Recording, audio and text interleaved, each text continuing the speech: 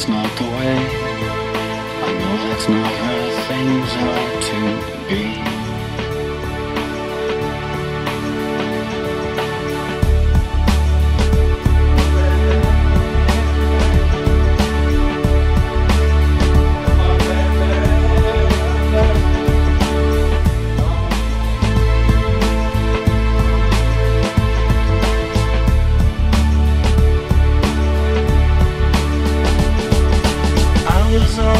Looking and I held it till the time began. Subtle things come at me, I look to see where loss it ran. I can have the sonic come and touch me on my shoulder.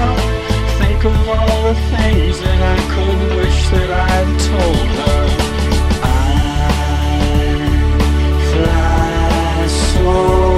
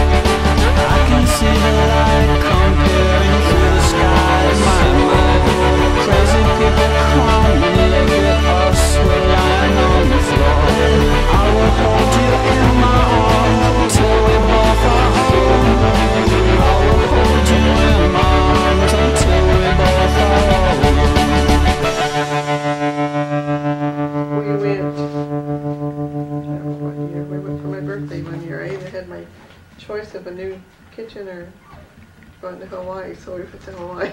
Oh, really? We took, our your folks went and the Giffords went. That was the first time you went? Uh-huh. Oh. And Bob's mother went. There's 3 couples and Bob's mother. We had a great time. Bob did the driving. We'd just tell him where we wanted to go and he'd take us, you know, he'd look at a map and say, okay, here we go, we'd go.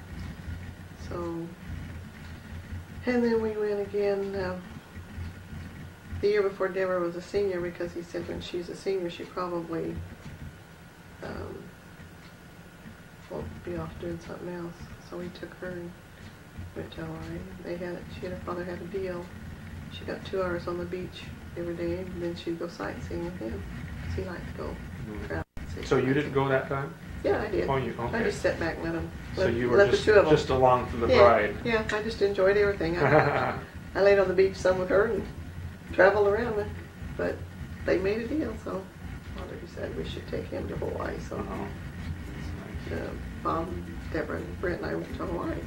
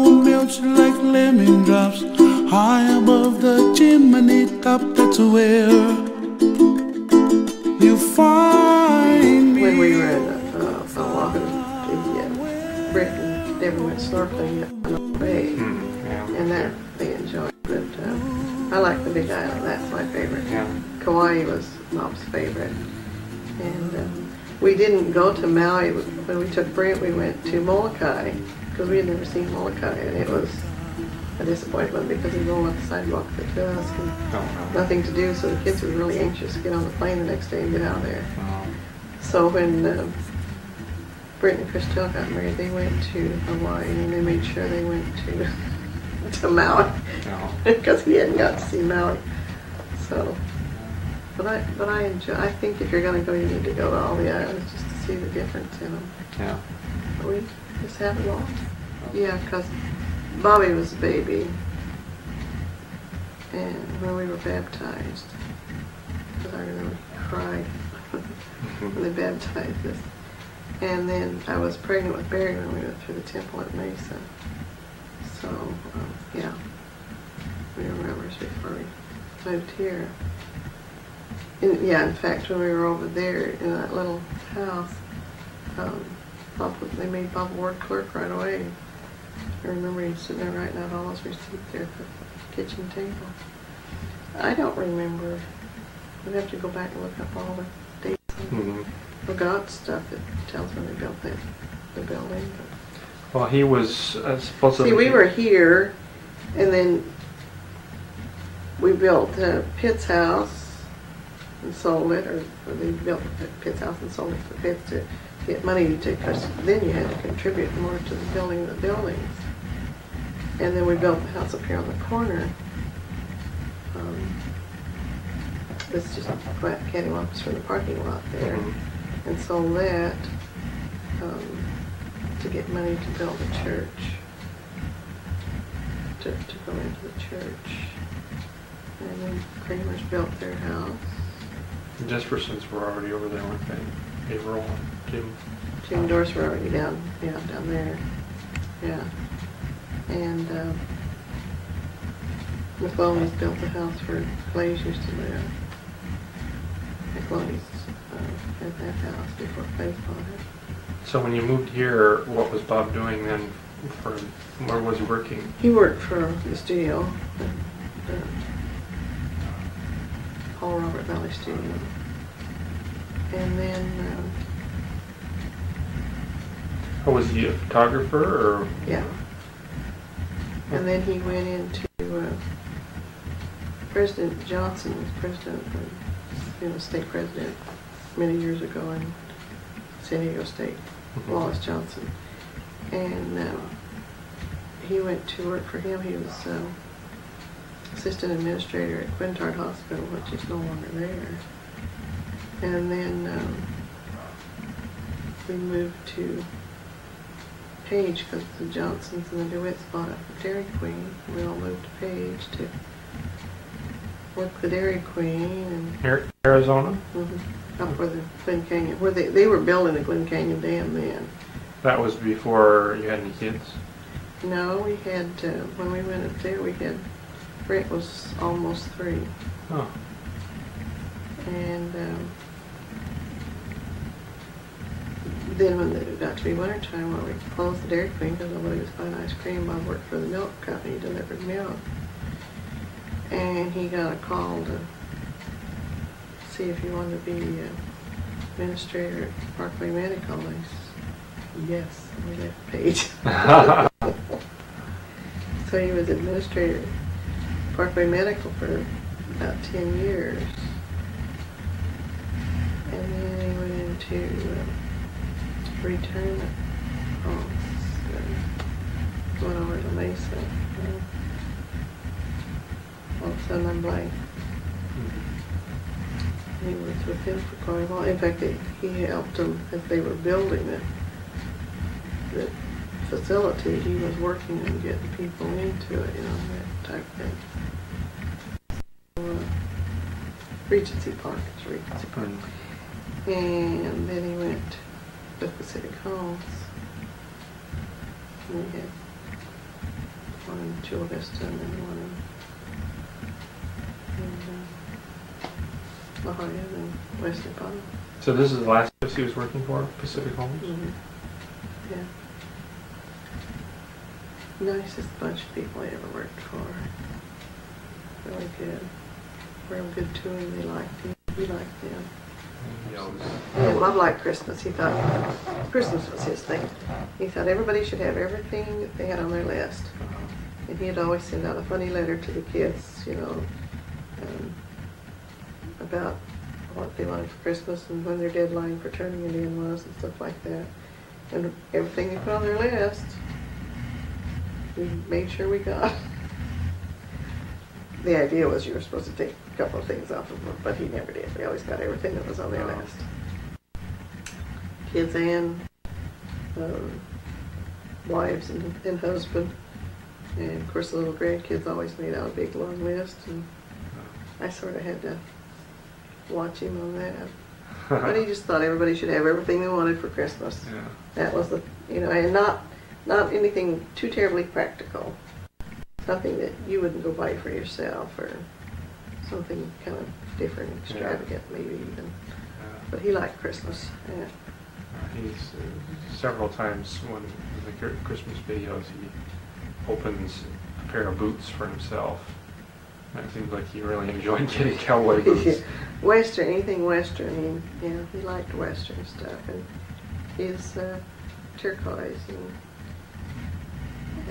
his ring, and I think Barry got him that watch, the watch band, the turquoise and coral, and the belt buckle that he wore all the time. Got that for him when he worked at Zion Park. And if you give him something Western, and he was happy.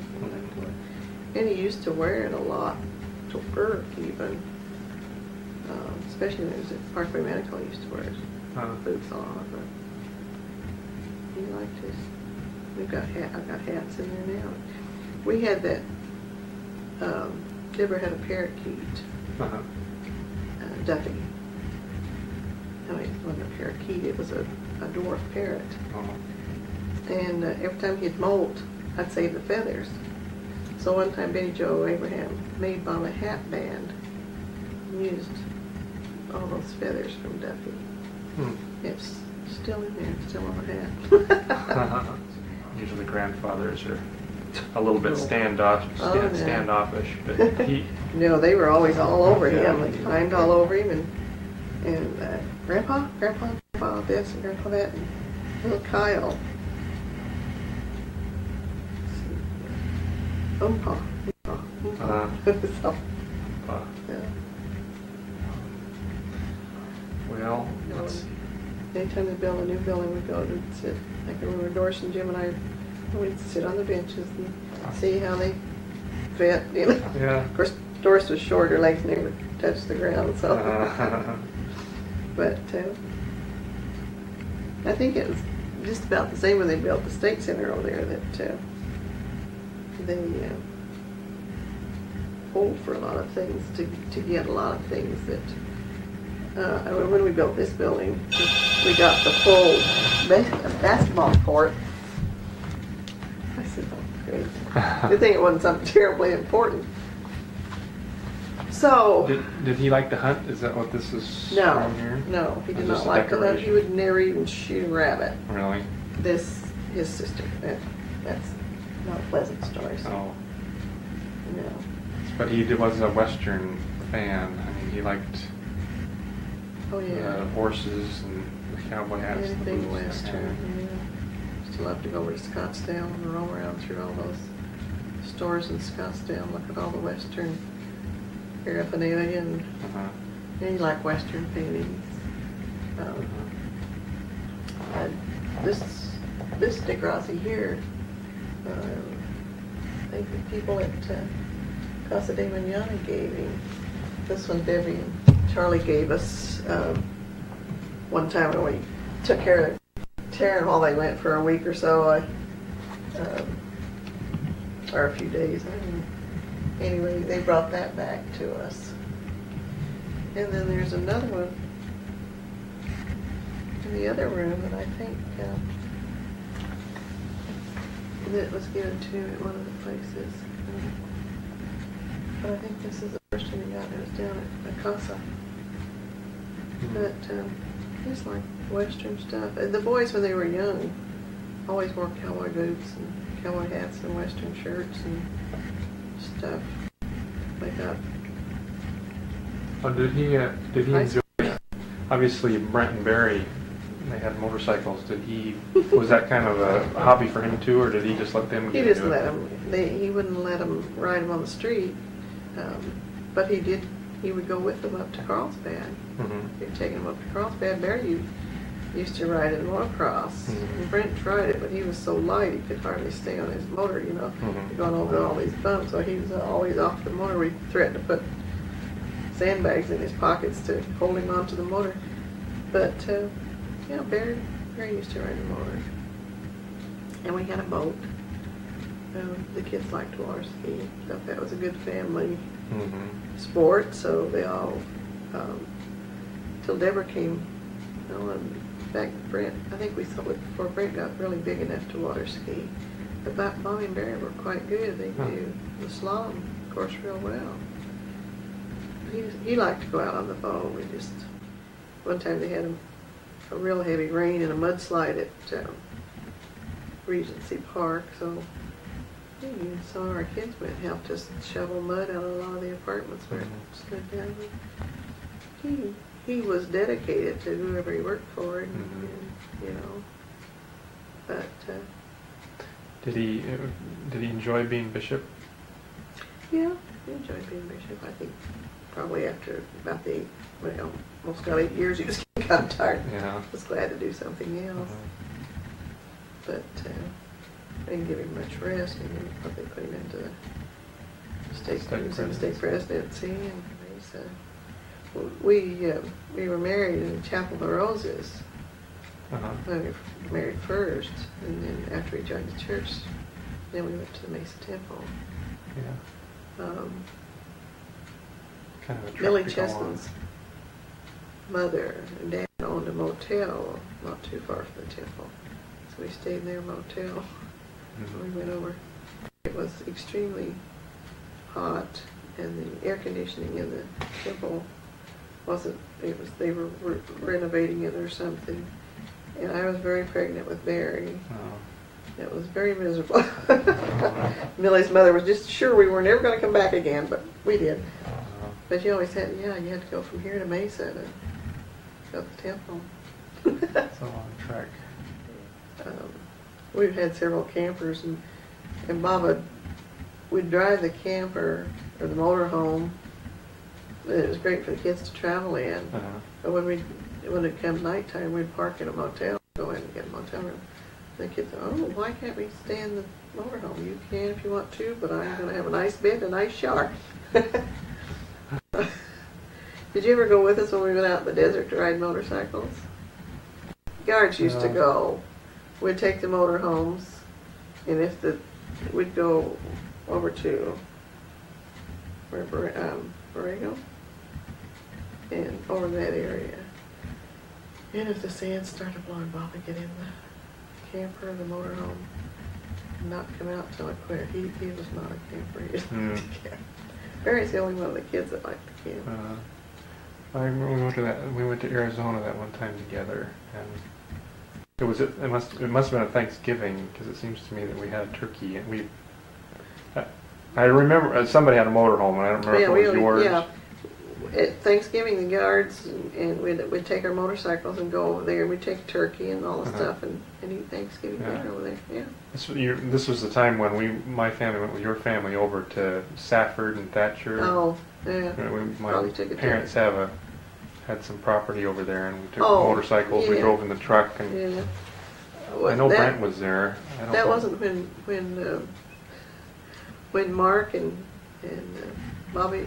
That wasn't the time they were driving one of the vehicles back, and they were having a sandstorm, and Mark and Bobby put their motorcycle helmets on. Were driving with their motorcycles. I think this was. I remember the time you're talking about. I think at that point the older kids weren't there. Yeah. I remember Brent was there, and I think Debbie was there, and I was there, and my two younger brothers were there. But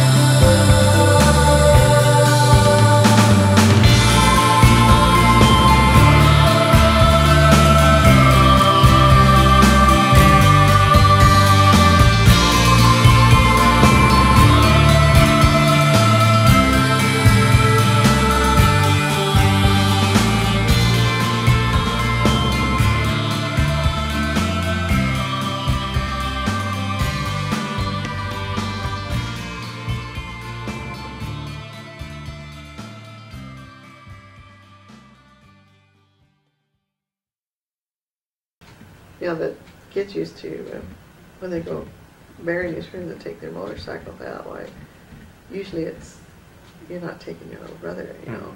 But with them, it was, you're taking your brother, aren't you? Because Brett, the motorcycles that break down, Brett knew how to fix them. So there's always, bring your brother. I remember Brent fixing the motorcycle though. Yeah, that's all he helped me with mine. Yeah, that's what he liked to do. He still does it. Uh-huh. Still fixing things. Uh-huh. Yeah, he, a very short-tempered and not a patient child, but he took that Chevy motor apart and put it back together just as perfectly and patiently as you please. So if it's something he wanted to do, he did it. Mm-hmm. We were totally surprised that he did a great job with it. So, Well, talk about my children, talk about my husband. I was supposed to talk about my husband. Well, you remember a lot of things when you start talking. Like I said, sometimes it's when you're not trying to remember, that's when you remember. Yeah. I'll I'll take my little tape recorder with me tomorrow when I go to Hemet, and if I think of something, I'll talk into my tape recorder. I can find it. I know Bob's got one that has those little tiny tapes in it. Yeah. But I don't know if I can find the other one. Maybe I'll find that one and use it. That'd be good. If I can, you know, sometimes when I'm driving along by myself, I think of things. Yeah. Or in the middle of the night, I wake up, this dinner. I woke up the other night thinking of all these different things about this dinner. I thought, hey, yeah. You don't want my dinner on your tape there. Oh, well. But, I was going to tell you about Bob. Did he have any other hobbies besides the Western stuff and the horses? His children. Children? No, not really. It wasn't. He just didn't have time to really pursue a hobby. He played football. I guess you only knew him when he was heavy, but when he was in high school, he was extremely thin. Mm-hmm. Yeah, the pictures show that. Yeah, and he played football, or he went out for football, and the coach told him to go drink lots of milkshakes and malts to pull the weight off. But he was thin when we got married, and then I guess married life agreed with him. He started putting the weight. But his dad was quite heavy. And, see, his dad died when Bobby was just about 2 weeks old. So they had built a house out here in Casa de Oro, and Bob's brother and his wife and their little girl moved in with her. And then when the state took that area for the highway, then they bought the house over in La Mesa there, and the lower bedroom was a large bedroom, and there was a bath just across the hall from it. So they bought that, and that was her bedroom and bath, and they had the 2 bedrooms upstairs and a bath for the rest of her life. She lived with them. So yeah, well, of course she joined the church, and she'd come over here and go to church. And she drove until they finally decided that she better quit driving. Yeah. But yeah, she was a good soul. And she thought Bob was terrific. Yeah.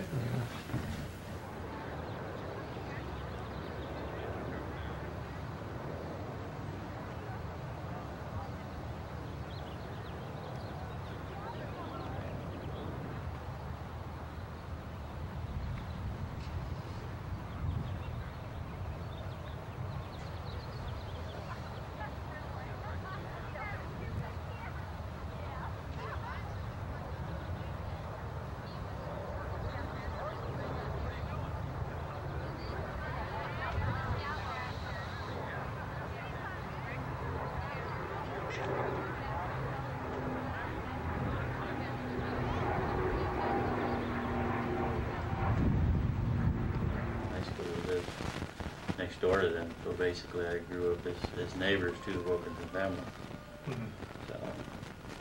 So And, were you Go ahead. Was this before he was bishop that you did this? Right. You know, I don't remember all the details.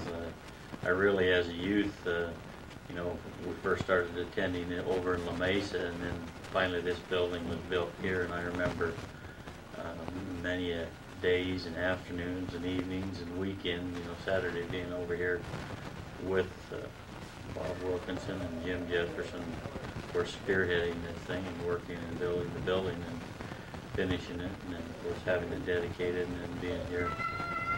So this is where he was called to be bishop, was when I believe we were in this building. You know, that's a long time ago. I don't remember all the details of it, but I do, of course, remember him being called and you know, being called, and those are the times probably that I remember the most, is when he served as bishop and some of the experiences that I had with him and his family at that time. Did you, from everything I've heard from people, he was real involved with the youth? He was always involved with the youth, and I guess that's my greatest experiences with the man is his greatest concern was with the youth and the youth programs. He was involved extensively with them. I don't really recall too many activities where the youth were involved that both he and his wife were not at. Marcia were not at, especially the sports program, but even other things. I know he used to have some. He was I guess administrator for Parkway Medical Group, I believe it was called, and of course always had nice, decent lease cars. He was never hesitant about loaning those cars out to the young men in the preschool, those that were able to drive, and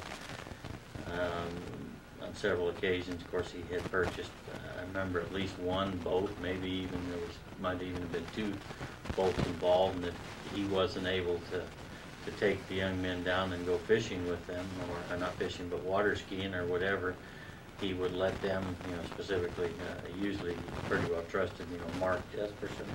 He would let Mark and the rest of the young men take the boat and go water skiing on their own. He was never afraid to share anything that he owned, and even at the cost of it might even be damaged. You never heard that. I'm sure he worried about it, but you never heard that from him, and there were never any conditions put on it. He always let you use it. You know, his home there, he had several improvements he did to his home. He hired the young men, myself and Mark and Larry Gittins, and I'm sure some of the others, to come over and do those. We built a block wall over there for him and did landscaping, yard work for him, and he paid you for doing that. The sports activities, I don't ever recall being involved in a sports activity that he was not in attendance at. And, win or lose, and most of the time we won. I don't remember too many times that we lost, but win or lose, and it didn't make any difference. We ended up down here on the corner at 2nd Street, and at that time I believe it was called Foster Breeze, and every time he wouldn't let anyone else do it. He'd always purchase milkshakes or whatever you wanted. You go out of town to the playoff. I guess his greatest wish was probably to see everybody go to the all-church tournament. And, we never made it. We got within one game a couple times, but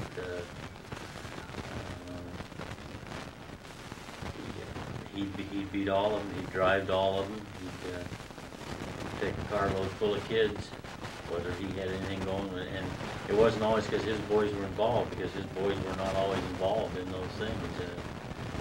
Whether they were or were not involved, before his boys were old enough to actually participate in the young men's program, we traveled to these tournaments, and he was always there. He was always in support.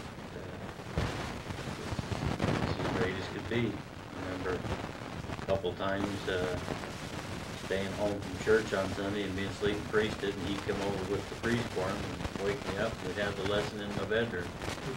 These were just little things that I remember that he'd do, and there was never asked for anything in return. He always gave, and he gave freely. That's just kind of individual he was. He always went the extra mile. Then he was always so kind and loving too. and his wife, he came to me on one occasion and said, "Have you ever been to, I think it's called the Laguna Arts Festival, where they do the pictures, you know, only it's like in a picture frame and so forth, but it's live individuals that are actually doing it. And we'd never been to it before, but well, he really did it up for us. They picked us up in their van and took us up there, and we went to dinner there at a restaurant, a real nice restaurant, and to this arts festival. And once again, he wouldn't let us pay for any of it, you know. And we just had really a great evening with he and his wife. It was very special that we'll remember for a long time. There was, you know, a lot of things like that he just lovingly did. One thing he always brought to our high council meeting too was humor. Sometimes things are pretty heavy in a high council meeting, and he always found the lighter side, it seemed like, you know, and kept us in touch with reality, you know. So he had a real good side to him. I know that I, for one, am going to really miss him, not having him around to serve on our high council. Be with his spirit.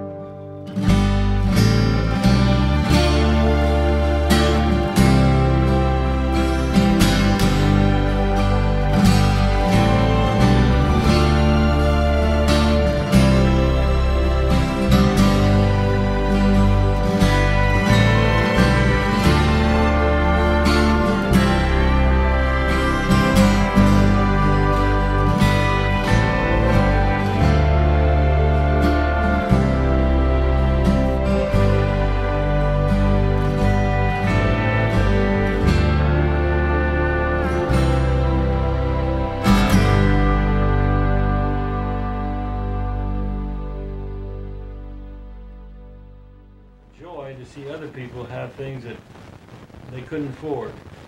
He grew up under those circumstances as a boy in his family. They had very little and had to work for everything he got. And so I think that it gave him a desire to see that young people didn't have to go through that same problems as he did, and therefore he would go to that extent to see that they had the opportunity that maybe he didn't have as a boy. And of course, you know, with his own children, he just showered them with too much, in my opinion. They never lacked for anything. Did you ever go to his place on Christmas morning? You couldn't get in the room for presents. Honestly, it would be, there'd be a Christmas tree, a large Christmas tree. They'd be underneath the Christmas tree. You couldn't see the branches underneath. I mean, because it would be completely filled with toys and packages, but not just under the tree.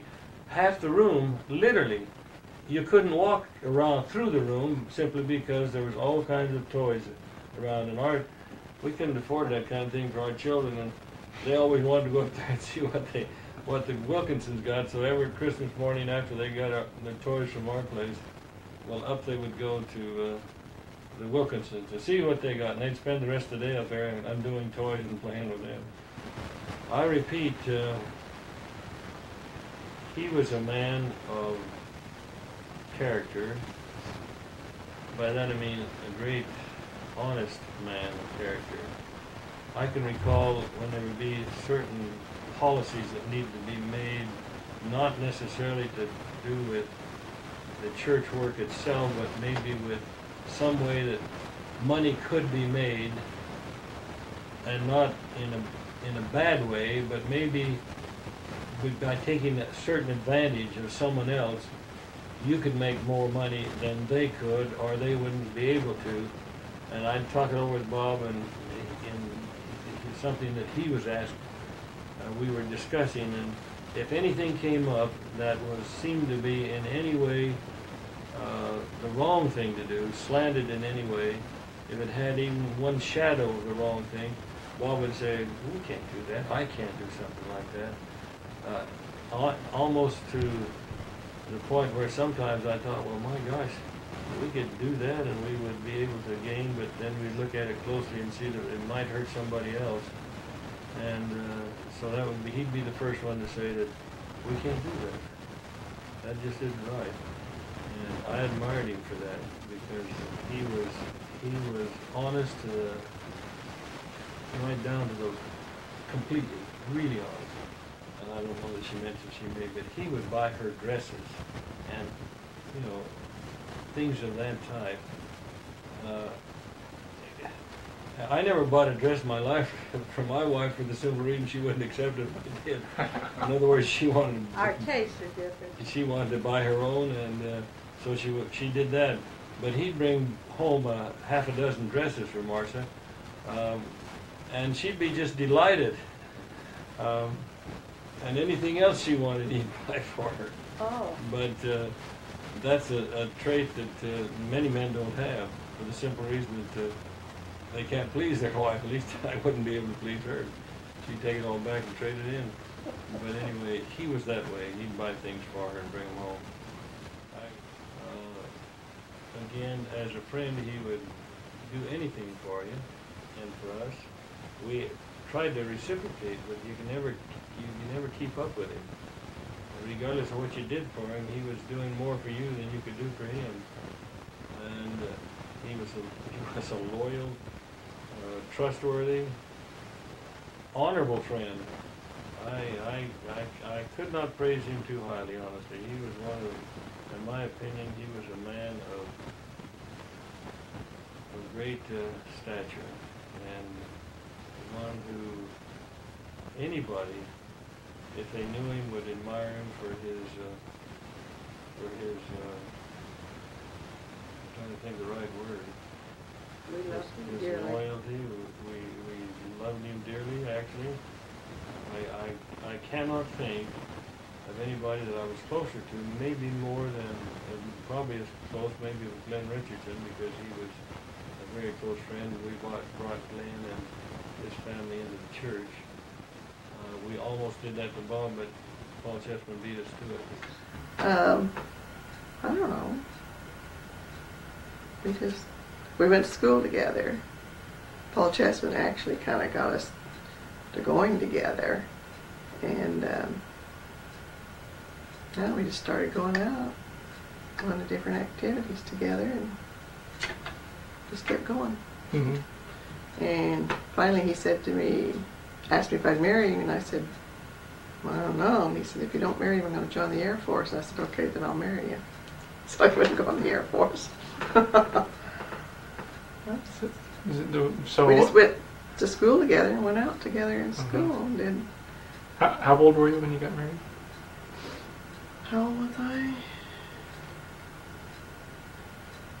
18? It's probably 18. Are you fairly close in age? Yeah, I'm older than he is. Oh. From October to January. Not too much. He always said he married an older woman. So from October to January, I always got a lot of flack about being the oldest. But, well, we just went through high school together and just kept going together. Obviously, a wife has her own perspective of her husband, but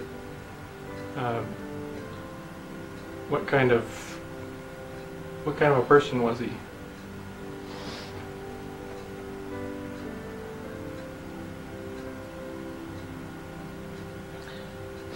Extremely warm. I'm not supposed to cry. Okay.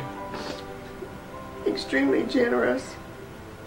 Even when we were going together, if I'd say, something about I like something, well, the next thing you know, he had it there for me. Used to kind of embarrass me because he was so generous. And he always thought of me first. Anything I wanted to do, even when he drove a produce truck all week long, if I wanted to go for a ride on Sunday, why, that's where we went for a ride.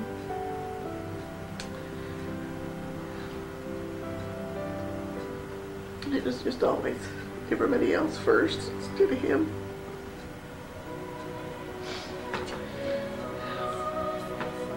He was just my best friend. Always. You're not taking this, are you, David? Are you crying? It's okay. He just liked doing things for people. He never wanted anybody to do anything for him. It always embarrassed him if somebody tried to do something for him. I used to try to tell him that he had to receive as well as give, but it wasn't what I liked to do. It's easy to be the stoic, when everyone's standing there watching you and you feel like you're performing probably for everybody. In a way, you have to brave face to keep going for everybody else. But I'm sure it's. You have to just not think. It's not that I don't want to think about it, but I just get to thinking about things. Then I cry, but so I have to get up every morning, go to work, try not to think about things. And then when I come home, I cry a lot. I guess you do. When you miss somebody, not the things you did, things you want to tell them, things you talked about. It's hard not to have anybody to talk to, tell things to, or I'll think of something, I'll think, oh, I'll tell Bob. So when I come and talk to his picture, and every morning I say,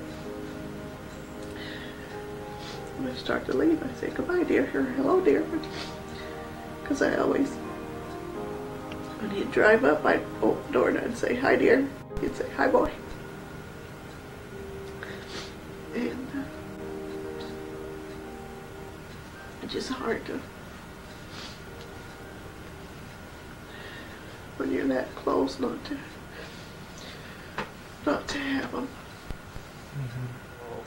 As you get older, time passes awfully fast. This time just goes fast. And you wonder if you're going to have time to do the things you need to do.